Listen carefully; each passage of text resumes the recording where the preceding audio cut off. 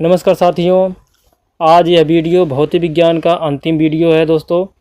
तो railway exam को ध्यान में रखते हुए हमने कुल यहाँ पे 14 वीडियो को करा रहे हैं। ठीक है, इससे पहले हमने 13 वीडियो को करा चुके हैं, 13 वीडियो हो चुका है। ठीक है, आज ये लास्ट वीडियो है, तो इस वीडियो को अच्छे से देख लीजिएगा। और यहाँ से ये भौतिक विज्ञान का यहाँ से ये सेट यहाँ से समाप्त हो जाएगा। और इसके बाद से अगर मैं बता दूं आपको, यहाँ पर 150 प्रश्न लेकर के आऊँगा साथियों। उसको आप मोस्ट देख लीजिएगा, उसको बहुत ज़्यादा इंपॉर्टेंट प्रश्न रहेगा, क्योंकि वहाँ से मैं जो प्रश्न लेकर के आऊँगा वो पिछले वीडियो के अगर बात किया जाए और पिछले एग्ज़ाम्स की बात किया जाए, जितने भी आरआरबी रेलवे में जितने भी एग्ज़ाम्स में पूछा गया क्वेश्चन रहेगा, इस वीडियो में लेकर के मैं आऊँगा। ठीक है, इस वीडियो को जरूर देखिएगा और ज़्यादा से ज़्यादा अपने दोस्तों के पास भी शेयर ज़रूर करिएगा। तो दोस्तों, अगर यह वीडियो आपको अच्छा लगे तो वीडियो को लाइक और हमारे चैनल को सब्सक्राइब करना ना भूलिएगा। तो चलिए हम आज के इस अंतिम वीडियो को शुरू करते हैं। तो आज का पहला प्रश्न आपके सामने है दोस्तों, यहाँ पर देखिएगा। पहला प्रश्न दिया गया है, जल का घनत्व किस ताप पर अधिकतम होता है? तो इसका सही जवाब बताइए क्या हो जाएगा। तो इसका सही आंसर हो जाएगा दोस्तों यहाँ पर डी हो जाएगा। दोस्तों यहाँ पे जो होता है यहाँ पे 4 डिग्री सेल्सियस पर क्या होता है, जल का घनत्व सबसे अधिकतम होता है दोस्तों। ठीक है, अगला प्रश्न देखते हैं। जब पानी को 10 डिग्री सेल्सियस तक गर्म किया जाता है तब इसका आयतन, तो क्या होता है, इसके आयतन पर क्या फ़र्क पड़ता है, क्या प्रभाव पड़ता है? तो इसका सही जवाब हो जाएगा यहाँ पे दोस्तों डी हो जाएगा। पहले घटता है, इसका आयतन जो होता है पहले घटता है फिर बाद में बढ़ता है। इसका राइट आंसर डी हो जाएगा साथियों। अगले प्रश्न पर चलते हैं। मोटर कार में शीतलन यानी किसी को बोलते हैं रेडिएटर भी बोला जाता है, किस सिद्धांत पर कार्य करता है? तो शीतलन यानी मोटर कार में लगा होता है रेडिएटर, तो किस सिद्धांत पर कार्य करता है? इसका सही जवाब बताइए क्या हो जाएगा। तो केवल ए यानी कि हो जाएगा यहाँ पे केवल संवहन हो जाएगा यहाँ पे। राइट आंसर ए हो जाएगा यहाँ पे। ठीक है, अगला प्रश्न देखते हैं। रेफ्रिजरेटर में खाद्य पदार्थ ताज़ा रखने हेतु सुरक्षित तापमान है। तो अगर हम रेफ्रिजरेटर जो हमारे घरों में लगा होता है, ठीक है, तो फ्रिज जो होता है, फ्रिज में हम जो सामान रखते हैं खाने के लिए, उसको जो सुरक्षित रखा जाता है, तो कितने डिग्री सेल्सियस उसका तापमान होना चाहिए? तो इसका सही जवाब हो जाएगा यहाँ पे दोस्तों बी हो जाएगा। 3 डिग्री सेल्सियस से 5 डिग्री सेल्सियस के बीच में होना चाहिए। ठीक है, उसका जो तापमान होना चाहिए। तो अगले प्रश्न पर चलते हैं। किसको मोटर गाड़ियों के इंजन को ठंडा करने के लिए प्रयोग में लाया जाता है? तो यहाँ पे बात किया गया है कि जो भी जितने भी गाड़ियाँ हैं, ठीक है, तो उन गाड़ियों में अगर इंजन जो होता है चलता रहता है, इसके कारण गर्म हो जाता है, तो उसमें किस उपकरण का यूज किया जाता है जिससे उनका जो इंजन होता है ठंडा होता रहता है? ठीक है, तो इसका सही जवाब हो जाएगा यहाँ पे राइट आंसर सी हो जाएगा, रेडिएटर। ठीक है, रेडिएटर का प्रयोग किया जाता है, ठीक है, गाड़ियों के इंजन को ठंडा करने के लिए। अगला प्रश्न देखते हैं। प्रेशर कुकर में खाना जल्दी पकता है क्योंकि? ये क्वेश्चन आप देखते होंगे कई बार बहुत सारे एग्जाम्स में पूछा गया, आरआरबी रेलवे के एग्जाम से पूछा गया है। बहुत इंपॉर्टेंट प्रश्न है दोस्तों। ठीक है, इंपॉर्टेंट प्रश्न है, तो बताइए कि इसका क्या हो जाएगा आंसर। इसका सही जवाब हो जाएगा दोस्तों सी हो जाएगा। इसका सही जवाब क्या हो जाएगा, इसका सी हो जाएगा। अधिक दाब के कारण पानी का क्वथनांक क्या होता है, बढ़ जाता है। ठीक है, इसका कारण क्या होता है, प्रेशर कुकर में खाना जल्दी पकता है। राइट आंसर सी हो जाएगा। तो अगले प्रश्न को देख लेते हैं। कितने डिग्री पर सेल्सियस एवं फ़ारेनहाइट का मान बराबर होता है? वेरी वेरी इंपॉर्टेंट प्रश्न है, ये एग्जाम से तो आता ही आता है। ठीक है, बहुत ही ये कई बार एग्जाम्स में देखा जा चुका है क्वेश्चन को। ठीक है, तो वेरी वेरी इंपॉर्टेंट ये है। तो इसका सही जवाब हो जाएगा यहाँ पे कितने डिग्री पर सेल्सियस एवं फ़ारेनहाइट का मान बराबर होता है? तो इसका सही जवाब हो जाएगा साथियों डी हो जाएगा। -40 डिग्री सेल्सियस पर जो होता है, सेल्सियस और फ़ारेनहाइट का मान दोनों का क्या हो जाता है, सेम हो जाता है, बराबर हो जाता है। अगला प्रश्न देख लेते हैं। किस बिंदु पर फ़ारेनहाइट तापक्रम सेंटीग्रेड तापक्रम का दुगना होता है?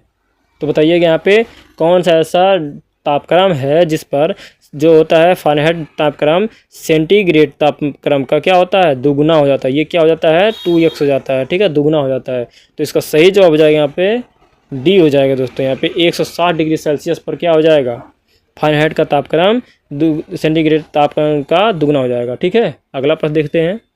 जल के आयतन में क्या परिवर्तन होगा यदि तापमान 9 डिग्री सेल्सियस से गिराकर 3 डिग्री सेल्सियस कर दिया जाता है? तो क्या परिवर्तन आने वाला है, इस क्वेश्चन का जवाब बताइए क्या हो जाएगा। तो इसका सही जवाब हो जाएगा दोस्तों यहाँ पे सी हो जाएगा। आयतन पहले क्या होगा, घटेगा और बाद में बढ़ेगा। ठीक है, इसका राइट आंसर क्या हो जाएगा यहाँ पे सी हो जाएगा। तो अगला प्रश्न देखते हैं। निम्न अवस्थाओं में से किसमें गीले कपड़े जल्दी सूख जाएंगे? ठीक है, सबसे जल्दी सूख जाएंगे किस अवस्था में? तो इसका सही जवाब हो जाएगा यहाँ पर डी हो जाएगा। यहाँ पे 20 डिग्री आर्द्रता एवं यहाँ पे होना चाहिए 60 डिग्री सेल्सियस तापक्रम होना चाहिए, यानी कि नमी होना चाहिए कितना 20 डिग्री सेल्सियस, और उसका जो ताप होना चाहिए वो 60 डिग्री सेल्सियस होना चाहिए, तब जल्दी कपड़े सूख जाएंगे। राइट आंसर डी हो जाएगा। अगले प्रश्न को देखते हैं। गर्मियों में सफ़ेद कपड़े पहनना ज़्यादा आरामदेह है क्योंकि। तो गर्मियों में हम क्या करते हैं, ज़्यादा सफ़ेद वस्त्र पहनते हैं, सफ़ेद कपड़े पहनते हैं। क्यों पहनते हैं, इसका रीज़न ये है दोस्तों, इसका कारण यह है कि इसका राइट आंसर बी हो जाएगा। मैं बता दूं यहाँ पे, वे अपने ऊपर पड़ने वाली सभी उष्मा को, जितनी भी उष्मा उस पर पड़ती है उसको क्या करती है, परावर्तित कर देती है। सही है जवाब इसका क्या हो जाएगा, बी हो जाएगा। इसी कारण क्या होता है, हमें सफ़ेद कपड़ा पहनना चाहिए। काला पहनेंगे तो वो क्या करेगा, अवशोषित कर लेता है। ठीक है, अगला पद देखते हैं। ऊष्मागतिकी का प्रथम नियम संरक्षण के किस सिद्धांत से संबंधित है। तो बताइएगा इसका सही आंसर क्या हो जाएगा। इसका सही जवाब यहाँ पे हो जाएगा ऊर्जा। ठीक है, इसका ऊर्जा हो जाएगा, ऊर्जा संरक्षण के नियम पर कार्य करता है। अगला प्रश्न देखते हैं। भाप से हाथ अधिक जलता है अपेक्षाकृत उबलते पानी से या फिर जल से, क्योंकि। जो क्या होता है देखते हैं, भाप से जो जलन होता है वो पानी के अपेक्षा ज़्यादा दर्द करता है। ठीक है, हमें तो ये क्यों होता है, किस कारण से होता है, तो इसका सही जवाब हो जाएगा यहाँ पे, ये भी बहुत ही महत्वपूर्ण प्रश्न है, तो इसका सही जवाब हो जाएगा यहाँ पे बी हो जाएगा। भाप में क्या होती है, गुप्त ऊष्मा होती है। ध्यान दीजिएगा, भाप में क्या होती है, गुप्त ऊष्मा। यहाँ पे ध्यान दीजिएगा, ये गुप्त ऊष्मा होती है। इसका राइट आंसर हो जाएगा बी हो जाएगा। अगला पर देखते हैं। कमरे में लगा हुआ वातानुकूलक नियंत्रित करता है। तो कमरे में वातानुकूलक, यहाँ पे बात किया जा रहा है एसी का। ठीक है, आपके घरों में एसी लगा होता है, तो किस तरह से नियंत्रित करता है। ठीक है, इसका सही जवाब हो जाएगा यहाँ पे दोस्तों, यहाँ पे ए हो जाएगा। वह क्या करता है, आर्द्रता, नमी और तापमान को नियंत्रित करता रहता है। अगर तापमान कम हो रहा है तो उसको ज़्यादा करेगा, ज़्यादा हो रहा है तो कम करेगा। इस तरह से इसका वर्क होता है। ठीक है, राइट आंसर ए हो जाएगा। अगला प्रश्न देखते हैं। गर्मी के मौसम में एक पंखा आराम का बोध कराता है क्योंकि। देखते होंगे गर्मी का सीज़न यहाँ पे शुरू हो गया है, तो इस समय आप देखेंगे कि आपको अगर गर्मी ज़्यादा लग रहा है तो आप पंखे के नीचे चले जाएंगे वहाँ से उसके हवा में, तो आप देखेंगे आपको ठंडक का महसूस होने लगेगा। ठीक है, क्यों होता है, किस कारण से होता है, तो इसका सही जवाब बताइए क्या हो जाएगा। तो इसका सही आंसर हो जाएगा दोस्तों यहाँ पे डी हो जाएगा। हमारा पसीना क्या होता है, अधिक गति से वाष्पित होता है, इसी कारण क्या होता है, हमें ठंड का महसूस होने लगता है। ठीक है, इसका राइट आंसर हो जाएगा डी हो जाएगा दोस्तों। अगला पर देखते हैं। रेफ्रिजरेटर में थर्मोस्टेट का क्या कार्य होता है। जो रेफ्रिजरेटर होता है हमारे पास, ठीक है, जो फ्रिज होता है हमारे घरों में, उसमें जो थर्मोस्टेट लगा होता है उसका कार्य क्या होता है। तो इसका सही जवाब हो जाएगा यहाँ पे दोस्तों सी हो जाएगा। यहाँ पे एक समान तापमान को बनाए रखने के लिए उसका यूज किया जाता है, प्रयोग किया जाता है थर्मोस्टेट का। ठीक है, यहाँ जो थर्मोस्टेट है उसका प्रयोग किया जाता है, जो तापमान क्या रहे वो एक समान बनाए रखे। ठीक है, इसका राइट आंसर सी हो जाएगा। तो अगले प्रश्न देखते हैं। रेफ्रिजरेटर के दरवाजे को कुछ घंटों के लिए खुला छोड़ दिया जाए तो क्या होगा, कमरे का तापमान पर क्या असर पड़ेगा। आप देखिएगा, अगर आपके घरों में अगर यहाँ पे एसी वगैरह, या फिर एसी कह रहे हैं, यहाँ पे आपके घर में अगर फ्रिज वगैरह है, फ्रिज, ठीक है, फ्रिज है, तो अगर फ्रिज के दरवाजे को आप ओपन कर दीजिए, उसके बाद देखेंगे आपका जो घर का कमरा रहेगा, ठीक है, उस पर जो प्रभाव पड़ने वाला यहाँ पे, उसमें ऊष्मा क्या होगी, बढ़ जाएगी। ठीक है, राइट आंसर क्या हो जाएगा, ए हो जाएगा दोस्तों। ठीक है, राइट आंसर ए हो जाएगा। अगला प्रश्न देखते हैं। ठंड के दिनों में लोहे के गुटकों और लकड़ी के गुटकों को प्रातःकाल छुएं तो लोहे का गुटका ठंडा लगता है क्योंकि। जब हम लकड़ी और लोहा दो गुटके अगर रखे हैं ठंड के समय में, देखेंगे आप दोनों को टच करेंगे हाथ से, तो देखेंगे जो लकड़ी का टुकड़ा रहेगा उसकी अपेक्षा लोहे का जो टुकड़ा रहेगा वो ज़्यादा ठंडा लगेगा आपको। क्यों लगता है, इसके पीछे का जो कारण है यहाँ पे, इसका सही जवाब हो जाएगा ए हो जाएगा। इसका जो रीज़न यहाँ पे है, लकड़ी की तुलना में लोहा जो होता है ऊष्मा का अच्छा चालक होता है, इस कारण क्या होता है, लोहा ज़्यादा ठंडा महसूस होता है। ठीक है, इसका सही जवाब जाएगा ए हो जाएगा। अगला प्रश्न देखते हैं। क्रायोजेनिक ताप से आशय है उस ताप से है जो।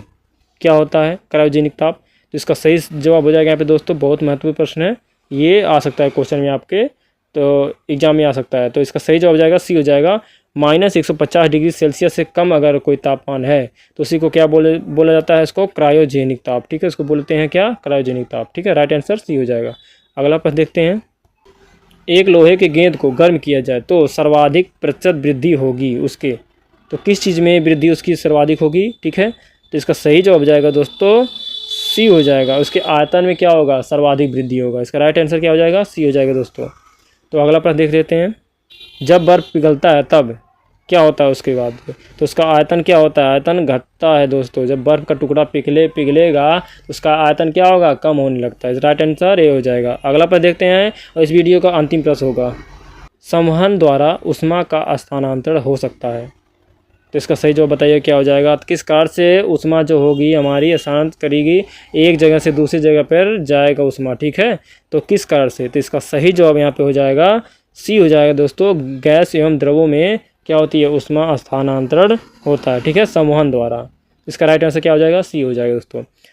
तो दोस्तों यहाँ पर जो यहाँ पे 22 क्वेश्चन यहाँ पे समाप्त हो चुका है, और जो ये 14 यहाँ पे प्रैक्टिस मैं कराया हूँ भौतिक विज्ञान का, ये भी कंप्लीट हो चुका है। अगले वीडियो में मैं लेकर के आऊँगा मोस्ट इम्पॉर्टेंट 150 प्रश्न, ठीक है, मोस्ट इम्पॉर्टेंट रहेगा वो। इस वीडियो को बिल्कुल भी मत छोड़िएगा, क्योंकि ये जितने भी मैं 150 प्रश्न यहाँ से कराने वाला हूँ सब देखेंगे आप। आरआरबी रेलवे के अलग अलग ईयर में, अलग अलग वर्ष में वो आया हुआ क्वेश्चन रहेगा, ठीक है। बहुत ही महत्वपूर्ण प्रश्न है, आप इसको बिल्कुल भी मत स्किप कीजिएगा, ठीक है। इसको ज़रूर देखिएगा आप दोस्तों, और ज़्यादा से ज़्यादा इसको अपने दोस्तों के पास भी शेयर करिएगा, क्योंकि उनको भी इससे क्या हो, लाभ हो सके, ठीक है दोस्तों। तो मैं आशा करता हूँ आपको वीडियो अच्छा लगा होगा, तो हमारे चैनल को सब्सक्राइब कर लीजिएगा और वीडियो को लाइक करना मत भूलिएगा साथियों। तो मिलते हैं अगले वीडियो में बहुत ही महत्वपूर्ण क्वेश्चंस को लेकर के। जय हिंद, वंदे मातरम।